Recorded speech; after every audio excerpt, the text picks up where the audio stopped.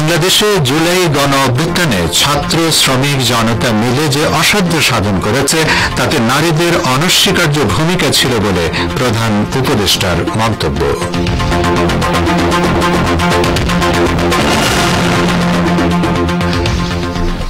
আসসালামু আলাইকুম শ্রোতা বন্ধুরা, গুরুত্বপূর্ণ সংবাদ শিরোনাম শুনলেন এতক্ষণ। এবারে বিস্তারিত বিশ্ব সংবাদে আপনাদের আমন্ত্রণ জানাচ্ছি আমি নাসির মাহমুদ। ইরানের পররাষ্ট্রমন্ত্রী সৈয়দ আব্বাস আরাকচি বলেছেন, মার্কিন যুক্তরাষ্ট্র যতদিন তেহরানের বিরুদ্ধে একতরফা নিষেধাজ্ঞা আরোপ করে রাখবে এবং হুমকির ভাষায় কথা বলবে, ততদিন ওয়াশিংটনের সঙ্গে তার দেশ সরাসরি কোনো পরমাণু আলোচনায় বসবে না। তিনি শুক্রবার জেদ্দা সফরের অবকাশে বার্তা সংস্থা এএফপিকে দেওয়া এক সাক্ষাৎকারে তাঁর দেশের এই অবস্থান তুলে ধরেন। আরাকচি বলেন, মার্কিন যুক্তরাষ্ট্র যতদিন সর্বোচ্চ চাপ প্রয়োগের নীতি ও হুমকি বজায় রাখবে, ততদিন আমরা দেশটির সঙ্গে সরাসরি কোনো আলোচনায় বসব না। গাজা পুনর্নির্মাণের ব্যাপারে ওআইসির পররাষ্ট্রমন্ত্রীদের জরুরি সম্মেলনে যোগ দিতে শুক্রবার সৌদি আরবের জেদ্দা সফর করেন ইরানের পররাষ্ট্রমন্ত্রী। তিনি আবারও জোর দিয়ে বলেন, তাঁর দেশের পরমাণু কর্মসূচি সম্পূর্ণ শান্তিপূর্ণ এবং তা বেসামরিক কাজে ব্যবহার করার লক্ষ্যে পরিচালিত হচ্ছে। মার্কিন প্রেসিডেন্ট ডোনাল্ড ট্রাম্প দাবি করেছেন, তিনি তেহরানের সঙ্গে আলোচনার আবেদন জানিয়ে ইরানের সর্বোচ্চ নেতার কাছে একটি চিঠি পাঠিয়েছেন। তিনি ফক্স বিজনেসকে দেওয়া এক সাক্ষাৎকারে এই দাবি জানিয়েছেন বলে ইরানের সরকারি বার্তা সংস্থা ইরনা জানিয়েছে। সাক্ষাৎকারে ট্রাম্প বলেন, তিনি আলোচনার আবেদন জানিয়ে ইরানের সর্বোচ্চ নেতার কাছে একটি চিঠি পাঠিয়েছেন। মার্কিন প্রেসিডেন্ট বলেন, গত বৃহস্পতিবার চিঠিটি ইরানি কর্মকর্তাদের হাতে পৌঁছে দেওয়া হয়েছে। তবে কোথায়, কখন, কোন ইরানি কর্মকর্তা এই চিঠি হাতে পেয়েছেন তা তিনি জানাননি। এদিকে জাতিসংঘের ইরান মিশন ওয়াশিংটনের কাছ থেকে কোন রকম চিঠি পাওয়ার কথা অস্বীকার করেছে। এছাড়া ইরানকে ট্রাম্পের আলোচনার প্রস্তাবের ব্যাপারে হোয়াইট হাউসের পক্ষ থেকে এখনো কোনো আনুষ্ঠানিক ঘোষণা দেওয়া হয়নি। ইয়েমেনের হুতি আনসারুল্লাহ নেতা আব্দুল মালিক আল হুথি হুঁশিয়ারি উচ্চারণ করে বলেছেন, আগামী 4 দিনের মধ্যে গাজায় মানবীয় ত্রাণের বহর প্রবেশের অনুমতি না দিলে লোহিত সাগরে ইসরায়েল বিরোধী সামরিক অভিযান আবারও শুরু করা হবে। আব্দুল মালিক আল হুথি শুক্রবার রাতে টেলিভিশনে সম্প্রচারিত এক ভাষণে তেল আবিবকে হুঁশিয়ারি দিয়ে বলেন, 4 দিনের মধ্যে গাজার প্রবেশপথগুলো খুলে না দিলে লোহিত সাগর দিয়ে ইসরায়েলের কোনো জাহাজ চলতে দেওয়া হবে না। তিনি বলেন, গাজায় ত্রাণবাহী ট্রাকের প্রবেশ বন্ধ করে দেওয়ার মাধ্যমে এই উপত্যকায় আবারও দুর্ভিক্ষ ফিরিয়ে আনার প্রচেষ্টা ইয়েমেনে চেয়েছে দেখবে না। ইয়েমেনের হুতি নেতা আরও বলেন, ইহুদিবাদী ইসরায়েল যুদ্ধবিরতিতে দেওয়া প্রতিশ্রুতি বাস্তবায়নে মারাত্মক গড়িমসি করছে। তিনি বলেন, গাজাবাসীর খাবার আটকে দেওয়ার পাশাপাশি আহত ফিলিস্তিনিদের উন্নত চিকিৎসার জন্য গাজার বাইরে যেতেও বাধা দিচ্ছে তেল আবিব, যা গভীর উদ্বেগ সৃষ্টি করেছে। এদিকে গাজা উপত্যকার জন্য মানবিক সাহায্যের উপর অবরোধ প্রত্যাহারের দাবিতে ইসরায়েলের দখলদার সরকারের প্রতি আনসারুল্লাহ আন্দোলনের 4 দিনের আলটিমেটামকে স্বাগত জানিয়েছে ফিলিস্তিনের ইসলামী প্রতিরোধ আন্দোলন হামাস। আনসারুল্লাহর ওই ঘোষণাকে সংহতি হিসেবে প্রশংসা করেছে হামাস। হামাসের বিবৃতিতে বলা হয়েছে, এই সাহসী সিদ্ধান্ত আনসারুল্লাহর ভাইদের এবং ফিলিস্তিন ও জেরুজালেমের সাথে ভ্রাতৃপ্রতিম ইয়েমেনি জনগণের গভীর বন্ধনের কথাই তুলে ধরে। গাজা উপত্যকায় গত 15 মাস ধরে ইসরায়েল যে গণহত্যা চালিয়েছে তার বিরুদ্ধে ইয়েমেনিদের দেওয়া সমর্থনের সম্প্রসারিত রূপ হচ্ছে আনসারুল্লাহ আন্দোলনের এই ঘোষণা। সিরিয়ার অন্তর্বর্তী সরকারের নিরাপত্তা বাহিনী লাতাকিয়ায় গণহারে মৃত্যুদণ্ড কার্যকর করছে বলে খবর পাওয়া গেছে। লাতাকিয়া প্রদেশের উপকণ্ঠে বিক্ষোভকারীদের সঙ্গে সহিংস সংঘর্ষের সময় আলাভি সম্প্রদায়ের অন্তত 52 জনকে মৃত্যুদণ্ড দেওয়া হয়েছে বলে যুক্তরাজ্য ভিত্তিক Syrian observatory for human rights জানিয়েছে। সংগঠনটি বলেছে, লাতাকিয়া প্রদেশের উপকণ্ঠে আশির এবং এবং আল মুখতারিয়া উপশহরে 52 জন তরুণ ও তরুণীকে হত্যা করা হয়েছে। সিরিয়ান অবজারভেটরি আরও জানিয়েছে, শুক্রবার সিরিয়ার উপকূলীয় অঞ্চলে 5টি পৃথক ঘটনায় 162 জন বেসামরিক মানুষ নিহত হয়েছেন। নিহত ব্যক্তিদের মধ্যে নারী ও শিশু রয়েছে। গত বৃহস্পতিবার সিরিয়ার পশ্চিম উপকূলে সংঘর্ষ ছড়িয়ে পড়ার পর এই নিয়ে এখন পর্যন্ত 250 জনেরও বেশি মানুষ নিহত হয়েছেন। গত বৃহস্পতিবার রাতে লাতাকিয়া এবং তারতুস সহ পশ্চিম সিরিয়ার জনগণ আহমদ আশারা ওরফে জোলানি সরকারের বিরুদ্ধে বিক্ষোভ প্রদর্শন করে। এরপরই সেখানে অভিযান শুরু করা হয়। আপনারা বিশ্ব সংবাদ শুনছেন রেডিও তেহরান থেকে। বাংলাদেশ, ভারত ও মধ্যপ্রাচ্যে শর্টওয়েভ 25 মিটার ব্যান্ডে আর বিশ্বজুড়ে ইন্টারনেট ও স্যাটেলাইটে। বাংলাদেশে জুলাই গণ অভ্যুত্থানে ছাত্র শ্রমিক জনতা মিলে যে অসাধ্য সাধন করেছে তার সম্মুখ সারির ভূমিকায় ছিল এদেশের নারীরা। ফ্যাসিবাদী শক্তির প্রাণঘাতী অস্ত্রের সামনে আমাদের মেয়েরা হিমালয়ের মতো দাঁড়িয়েছিল বলে জানিয়েছেন অন্তর্বর্তী সরকারের প্রধান উপদেষ্টা ড মোহাম্মদ ইউনূস। আজ সকালে রাজধানীর ওসমানী স্মৃতি মিলনায়তনে আন্তর্জাতিক নারী দিবস 2025 উদযাপন অনুষ্ঠানে তিনি এসব কথা বলেন। প্রধান উপদেষ্টা বলেন, গণ অভ্যুত্থানে সম্মুখ সারিতে থাকলেও আমাদের সমাজে এখনো অনেক ক্ষেত্রেই নারীরা পিছিয়ে আছে। নারীদের অর্থনৈতিক ক্ষমতায়নে সরকার সবসময় সচেষ্ট। এজন্য বিভিন্ন ধরনের উদ্যোগ চলমান। দুস্থ মায়েদের আর্থিক সহায়তা প্রদান, নারীদের প্রশিক্ষণের ব্যবস্থা, ক্ষুদ্র ঋণ কর্মসূচি, কর্মজীবী নারীদের থাকার হোস্টেল, ডে কেয়ার সেন্টার সুবিধা সহ নানা ধরনের উদ্যোগ অন্তর্বর্তী সরকার নিচ্ছে।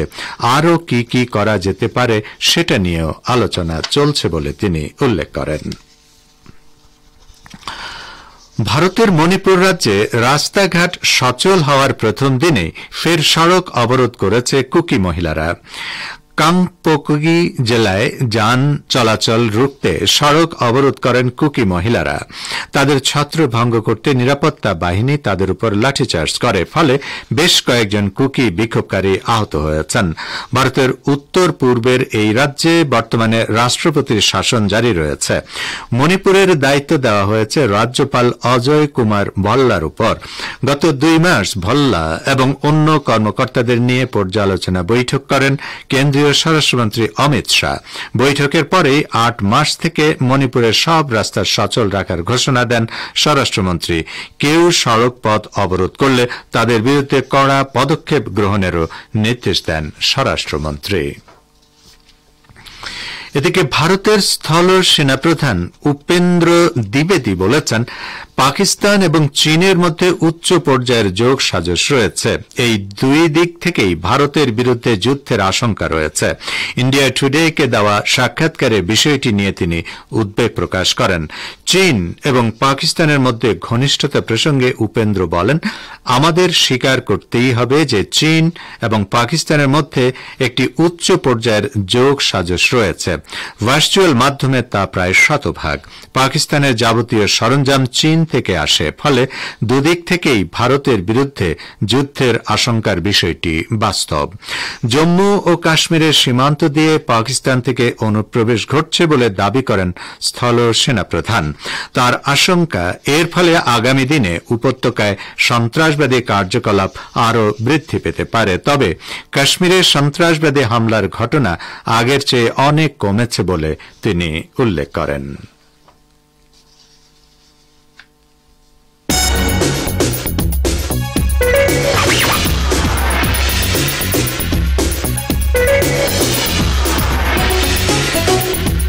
রেডিও তেহরান, খবরের সঙ্গে 24 ঘন্টা।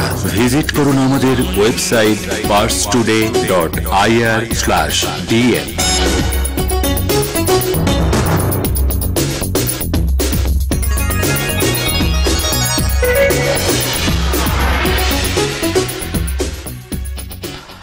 বিশ্ব সংবাদে আবারও স্বাগত আপনাদের। দক্ষিণ লেবাননের আনসার এবং জেরি শহরের মধ্যবর্তী এলাকা লক্ষ্য করে ইহুদিবাদী ইসরায়েল বিমান হামলা চালিয়েছে, যা লেবাননের সার্বভৌমত্বের চরম লঙ্ঘন। ইসরায়েলি বিমান থেকে লিটানি নদীর কাছের এলাকাগুলোতে হামলা চালানো হয়, যার মধ্যে রয়েছে আইশিয়া, ওয়াদি জেবকিনের উপকণ্ঠ এবং আইতা আল জাবাল এবং বেত ইয়াহুনের মধ্যবর্তী এলাকা। লেবাননের ইসলামী প্রতিরোধ আন্দোলন হিজবুল্লাহ এবং দখলদার ইসরায়েলের মধ্যে যুদ্ধবিরতি চুক্তি কার্যকর থাকা সত্ত্বেও বিমান হামলা করা হয়েছে। গত ২৬ নভেম্বর যুদ্ধবিরতি চুক্তি সই হয়েছিল এবং পরদিন থেকে কার্যকর হয়। লেবাননে আগ্রাসন চালিয়ে লক্ষ্য অর্জনে ব্যর্থ হওয়ার পর ইসরায়েল সরকার হিজবুল্লাহর সাথে যুদ্ধবিরতি মেনে নিতে বাধ্য হয়। তারপরও ইসরায়েল লেবাননের ভূখণ্ডে হামলা চালিয়ে প্রায় প্রতিদিনই চুক্তি লঙ্ঘন করেই যাচ্ছে। মার্কিন প্রেসিডেন্ট ডোনাল্ড ট্রাম্প আবারও যুদ্ধ বন্ধের কূটনৈতিক প্রচেষ্টার প্রতি ইউক্রেনের মনোভাবের সমালোচনা করে বলেছেন, রাশিয়ার চেয়ে ইউক্রেনকে সামলানো বেশ কঠিন। শুক্রবার নিজের অফিসে বসে সাংবাদিকদের ট্রাম্প বলেন, কিয়েভের চেয়ে মস্কোকে সামলানোই বেশি সহজ এবং যুক্তরাষ্ট্র রাশিয়ার সাথেই ভালো কাজ করছে। ট্রাম্প রাশিয়ার প্রেসিডেন্ট ভ্লাদিমির পুতিনের তৎপরতাকে পরোক্ষভাবে যৌক্তিক হিসেবে তুলে ধরে বলেন, পুতিন যা করছেন অন্য যে কেউ হলেও তাই করত। ট্রাম্প বলেন, তিনি বিশ্বাস করেন যে পুতিন যুদ্ধের অবসান চান, কিন্তু ইউক্রেনের ক্ষেত্রে তিনি তা বলতে পারছেন না। পুতিনের সঙ্গে ট্রাম্পের সরাসরি কূটনীতি নেটো সহযোগিতার বিস্মিত করেছে, কারণ ২০২২ সালের ফেব্রুয়ারিতে ইউক্রেনে পূর্ণ মাত্রায় রাশিয়ার অভিযানের পর পশ্চিমারা কার্যত রাশিয়াকে পরিত্যাগ করেছিল। ইরানের বিরুদ্ধে ব্রিটেনের ভিত্তিহীন অভিযোগের কড়া প্রতিবাদ জানাতে তেহরানে নিযুক্ত ব্রিটিশ রাষ্ট্রদূতকে ইরানের পররাষ্ট্র মন্ত্রণালয়ে তলব করা হয়েছে। ব্রিটিশ রাষ্ট্রদূত হুগো শার্টারকে শুক্রবার ইরানের পররাষ্ট্র মন্ত্রণালয়ের পশ্চিম ইউরোপ ডিপার্টমেন্টের মহাপরিচালক আলী রেজা ইউসেফি তাঁর দপ্তরে তলব করেন। তিনি ব্রিটিশ কর্মকর্তাদের ইরান বিদ্বেষী ভিত্তিহীন অভিযোগের তীব্র প্রতিবাদ জানান। ব্রিটিশ সরকার গত মঙ্গলবার অভিযোগ করেছিল, ইরান সরকার ব্রিটেনে রাজনৈতিক প্রভাব বিস্তার করার চেষ্টা করছে। তেহরানের কথিত আগ্রাসী তৎপরতার উপর লন্ডন গভীর দৃষ্টি রাখছে বলেও দাবি করেছিল ব্রিটেন। এর প্রতিবাদে হুগো শার্টারকে ডেকে ইউসেপি বলেন, ব্রিটিশ কর্মকর্তারা ইরানের বিরুদ্ধে যে বিদ্বেষপূর্ণ অবস্থান নিয়েছেন এবং যেসব ভিত্তিহীন অভিযোগ করছেন তা আন্তর্জাতিক আইন ও কূটনৈতিক শিষ্টাচারের পরিপন্থী। তো শ্রোতাবন্ধুরা, আমাদের নিউজ ডেস্কে এই ছিল এখনকার মতো সর্বশেষ বিশ্ব সংবাদ। সঙ্গে থাকার জন্য আপনাদের অনেক অনেক ধন্যবাদ।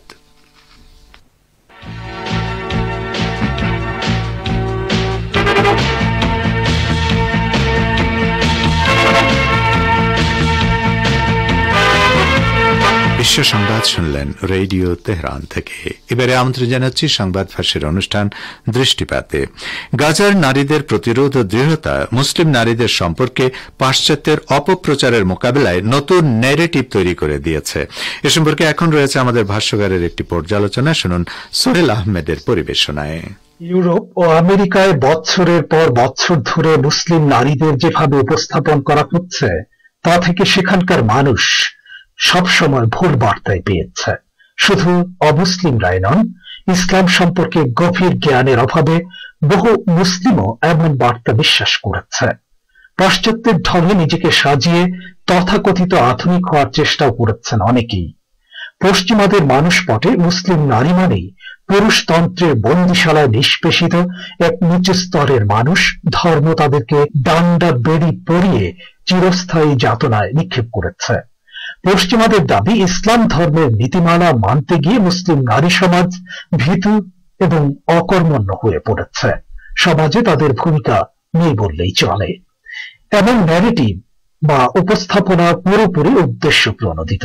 ইসলাম ধর্মকে হেয় করতে এমন প্রচারণা। নারী সম্পর্কে ইসলাম ধর্মের দৃষ্টিভঙ্গি কখনো এমন নয়, এটা ভুল ব্যাখ্যা এবং ভুল উপস্থাপনা মাত্র। গাজা যুদ্ধ গোটা বিশ্বের সামনে নানা বাস্তবতা তুলে ধরার পাশাপাশি মুসলিম নারী সমাজের বীরত্ব এবং সাহসিকতার এমন এক চিত্র তুলে ধরেছে যা পশ্চিমা দেশগুলো সহ গোটা বিশ্বই দেখেছে। গাজায় নারীরা প্রতিরোধ এবং অস্তিত্ব টিকিয়ে রাখার স্তম্ভ হিসেবে কাজ করেছে। তারা ইসরায়েলের বিমান হামলার সময় নিজেদের জীবন দিয়ে তাদের সন্তানদের রক্ষা করেছেন। দুর্ভিক্ষ ও ধ্বংসের মাঝে পর্বত সাবদৃঢ়তা দিয়ে বেঁচে যাওয়া মানুষদের সেবা করেছেন। শুধু চিকিৎসা সেবা ও যত্নের মাধ্যমে মানুষের প্রাণ রক্ষা নয়, নারীরাই নতুন প্রজন্মের মাঝে শিক্ষার আলোর ধারা নিভে যেতে দেয়নি। যুদ্ধের মাঝে নারীরাই শিক্ষার আলো ছড়িয়েছেন।